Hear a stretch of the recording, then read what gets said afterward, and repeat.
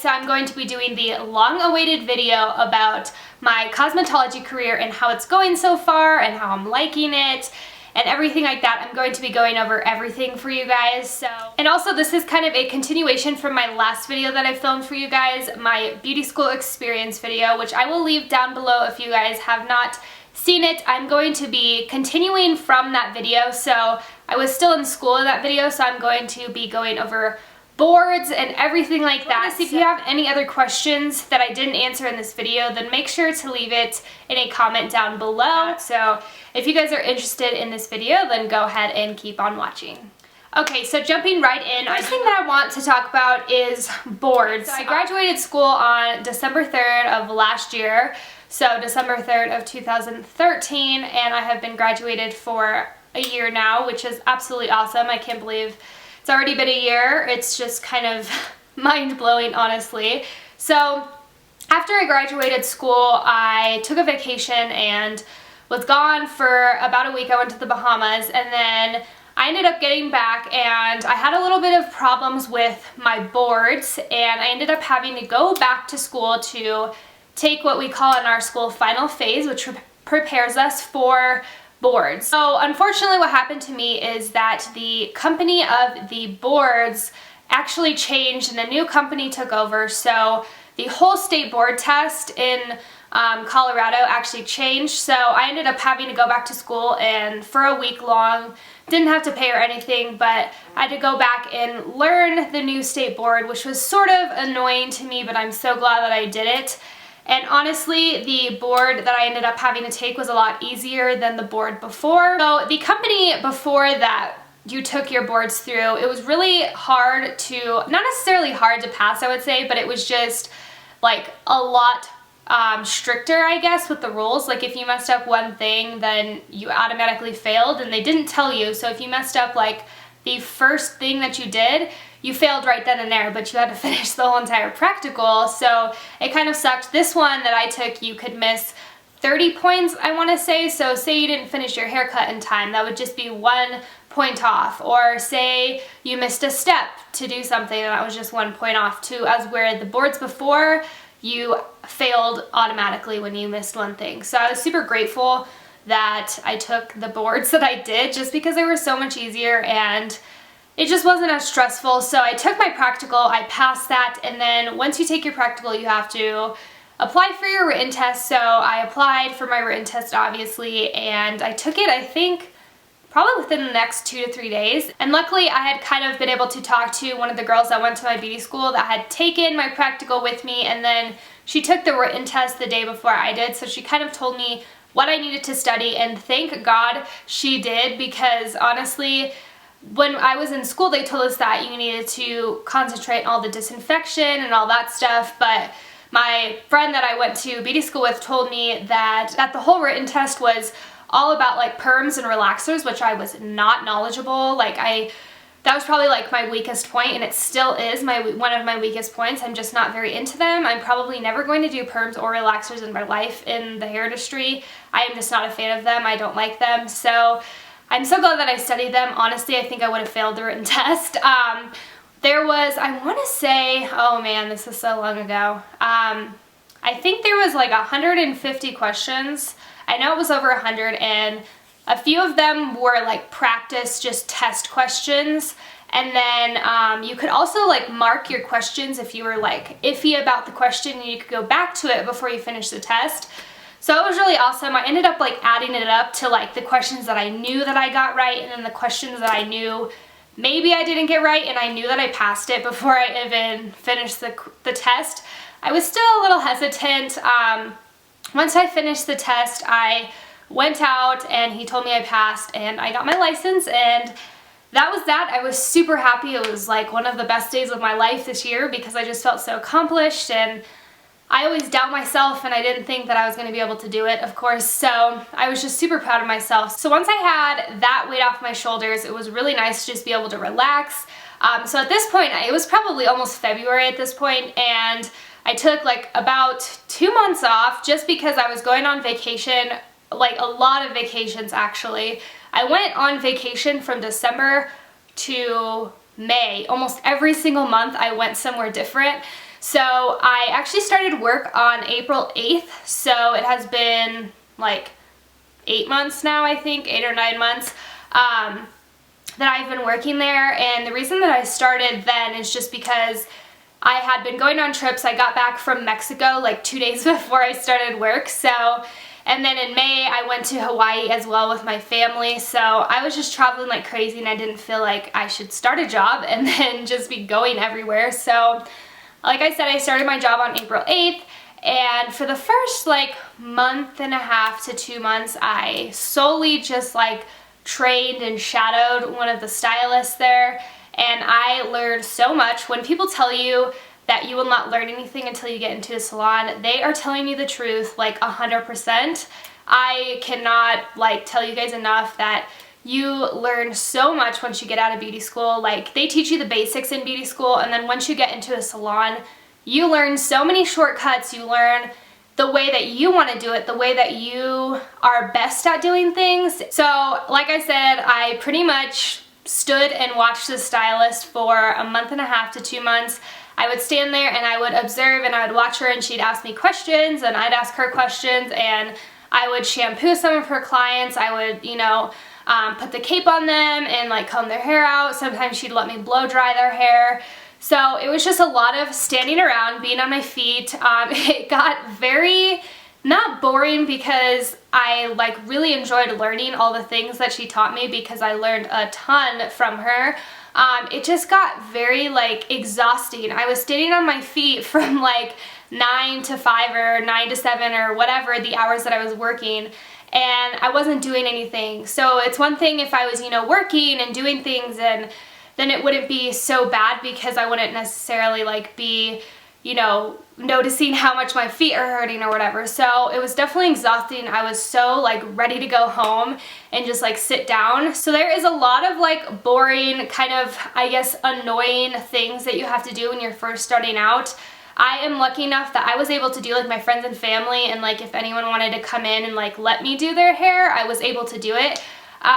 You have to fold foils and do the laundry and do your chores just kind of around the salon.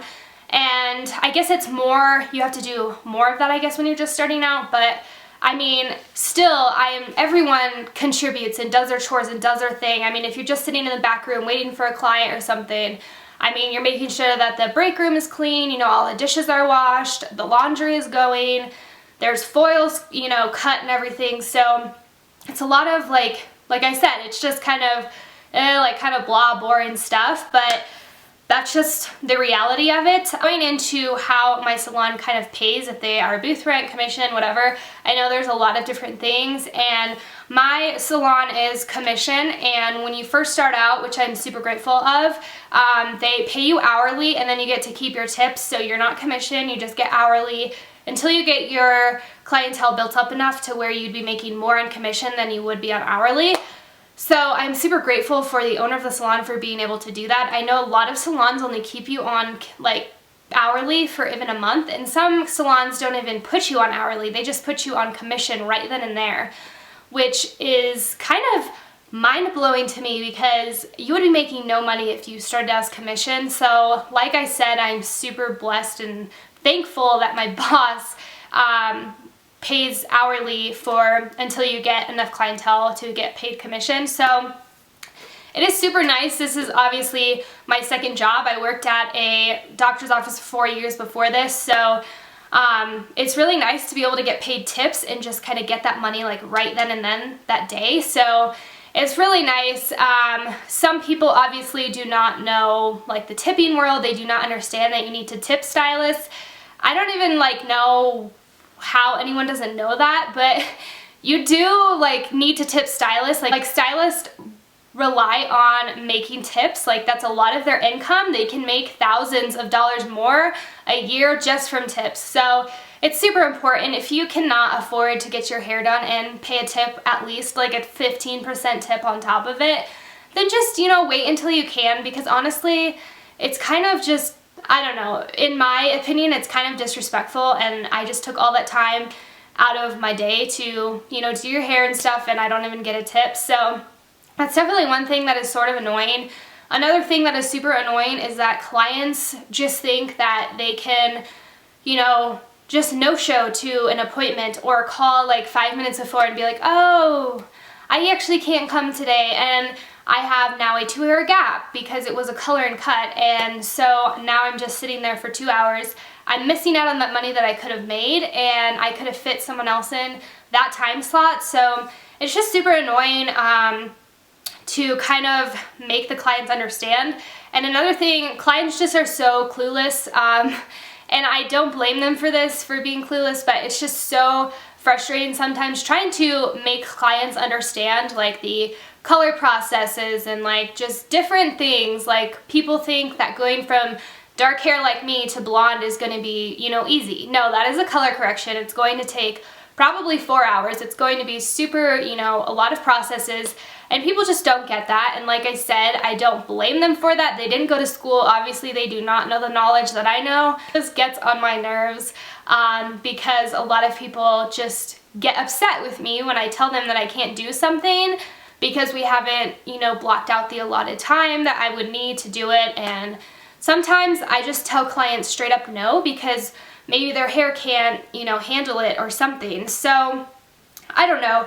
It's really hard to make the client understand that you are not being like mean, and you don't, it's not that you don't want to do their hair, it's just that you are looking out for the integrity of their hair rather than just doing what they want. So I'm always going to be looking out for the integrity of the hair, and if I don't think that I can achieve something, I'm not going to do it. So that's one thing that just is really hard. Like I said, clients just don't understand. Moving on to like kind of stories that I've had. Clients are obviously going to be unhappy sometimes. They're going to just probably be unhappy people in general. I haven't really had any like, holy crap, like this client, like I've never had anyone cry so far. I've never had anyone say, oh my god, I hate my hair. I've never had any of that. I've had one client come back and have another stylist like do their hair.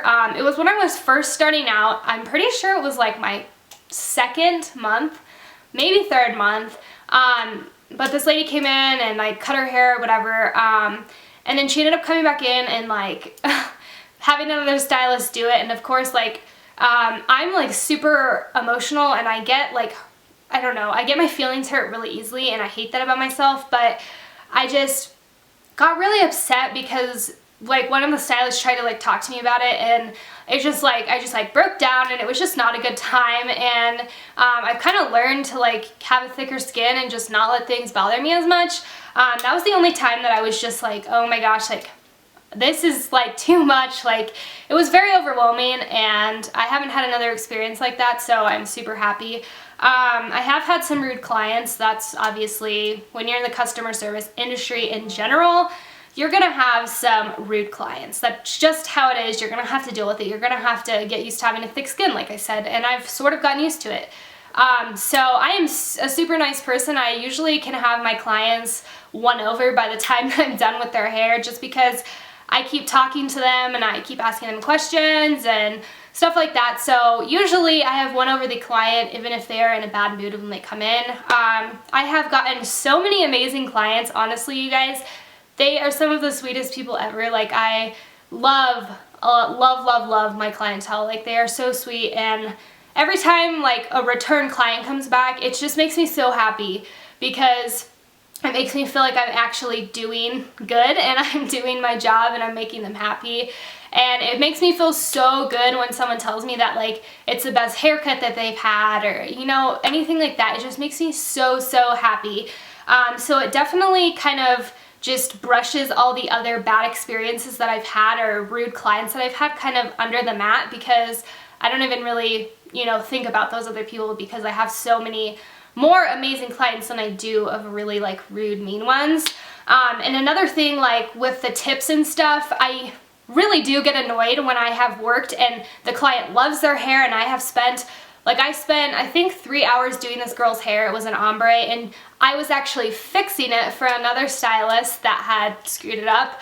So I was fixing it. It was 3 hours long and she didn't tip me anything, and I was just so upset. Like I was just so annoyed like that you know, I don't know, she was young and I understand, but it was just really annoying to me at that point.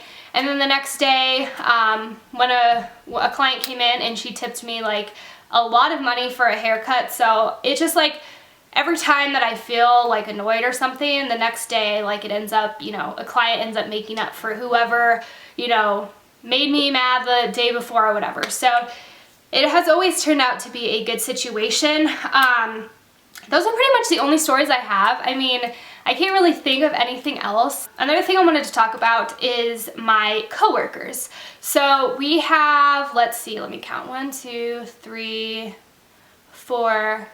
So we have four other stylists, 5 stylists including me, and then we have a nail lady as well. And then, so my coworkers are absolutely awesome. I'm the youngest one that works at the salon, and all my other coworkers are 10 plus years, maybe even like 30, 40 years older than me. And honestly, I like could not choose a better group of people to work with.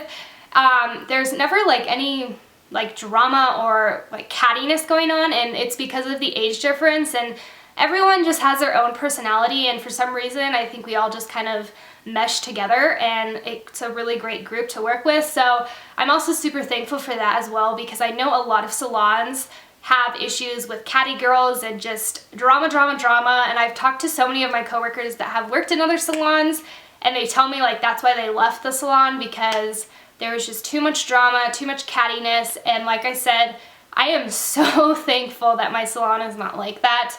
We have never had any like incidences where like one of us is pissed at each other or like we're drama filled. Like it's never ever been like that, and we're always there to help each other. Like I literally feel like I could go to anyone in the salon and ask them a question, which I do a lot still. So if I feel unsure about something, I really 100% truly feel like I can go to them and ask them a question and then be like wanting to willingly help me. So it's really nice to have a good group of people to work with, that's for sure. So if any of you guys are like in school and like looking for a job, definitely look for that in a salon. Look for a good group of people to work with, because I am telling you, you will hate your job if you do not have a good group of people to like help you along the way. And especially when you're first starting out, I don't know what I would do if I did not have a good group of people that have helped me. And you know, even when I've made mistakes, they've told me, oh, you know, like do this next time, blah, blah, blah. So definitely look for that. When you're looking for a job in a salon or whatever, in a job in general even, just make sure that the environment is an environment that you'd want to be in. Make sure that it's welcoming, it's something that you feel like you'd fit in with. So that's probably my #1 advice, honestly, for when you are looking for a job. And another thing too, if you guys are like in school and looking for a job, I mean, it's going to be hard. You're probably gonna have some days where you're like, oh my gosh, like this is hard. I don't know if I want to do this. Like there's gonna be days like that, and you know, you just gotta keep kind of pushing on. I mean, with any job out there, you're gonna have your bad days. But for me, there's more good days than there are bad days, and I just kind of have to remind myself of that, and just remind myself that the job that I have, I'm very thankful to have. Keep that in mind, and if it truly is a passion of yours, then you will love doing what you do. Every single day that I do color or cut or something and like I make a client happy, I realize that like I'm so passionate about doing that. And I am so passionate about making people feel beautiful and, you know, be happy with their hair. And there's been so many clients that have come in and said, you know, like, I'm not very happy in my life, and I just, you know, I want to come here and, you know, feel like I'm beautiful and stuff like that. And it's so nice to kind of make people feel like they are really beautiful and they feel better about themselves when they leave. So that's probably one of my favorite things. And yeah, I mean, it all comes down to if you're passionate about this industry. And I mean, it's so sad to say, but a lot of people are going to beauty school just to go to beauty school, because it's, you know, kind of like a year-long thing and you get it done. And a lot of people are not passionate about it, and that's kind of honestly brings me back to this whole like YouTube thing as well. In any career in this world, if you're not passionate about it, it comes off and it shows. Honestly, it really, really does. So make sure that you're passionate about what you're doing. You do not want to do something for the rest of your life that you don't like doing. Like, I couldn't imagine myself sitting at a desk all day and just sitting there for like 12-hour days just answering phone calls or whatever it may be. So I'm just super happy that I have found something that I'm actually passionate and love doing. The last thing that I want to tell you guys is to just be confident. Be confident in yourself. It definitely shows to the client when you're not confident. Even if you are not feeling confident inside, fake it till you make it. I swear, like, just act like, oh yeah, like totally, like, I'm so confident that I can do this. Because if you act like that, then the client is going to believe that you can, and it always ends up that you're going to be able to do it. I always doubt myself. Every one of my coworkers always tells me that I always doubt myself and it always ends up coming out fine, and it's true. But I do doubt myself a lot, but I always act confident in front of the client, because if you don't and you act scared and kind of timid, they're gonna see it and they're gonna feel scared and nervous for you to be cutting their hair. So always just keep a smile on your face and act like, you know, your head held high, and just act really confident, like I said. So that is probably the last thing that I have to say. Like I said, if you guys have any questions that I didn't answer in this video, if you want any more advice, feel free to message me on YouTube, or even email my email that I have down below, or add me on Twitter or Instagram. I'll be more than happy to answer any of your guys' questions for you guys.